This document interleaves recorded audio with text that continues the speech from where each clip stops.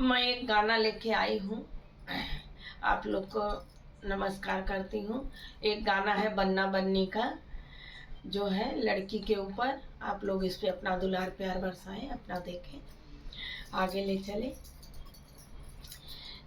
अंगने में रोवेली गुजरिया हो,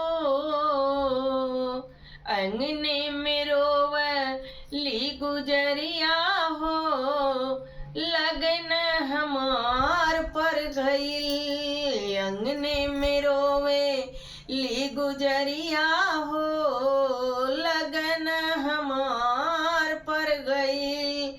पापा का प्यार छूटल, मम्मी का दुलार छूटल, पापा का प्यार छूटल, मम्मी का दुलार छूटल। छूट गईल गौआ के लोग हो, लगन हमार पड़ गई। अंगने में रोवली निगोरिया हो, लगन हमार पर गई। चाचा का प्यार छूटल, चाची के दुलार छूटल, चाचा का प्यार छूटल, चाची के दुलार छूटल। छूट गईल गौआ के लोग हो, लगन हमार पर गई। अंगने में रोवली निगोरिया हो, लगन हमार पर गई।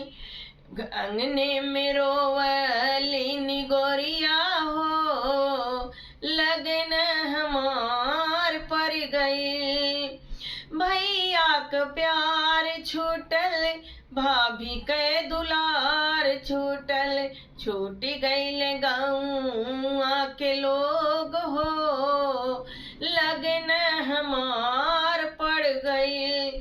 अंगने में रोवली निगोरिया हो, लगन हमार पड़ गई।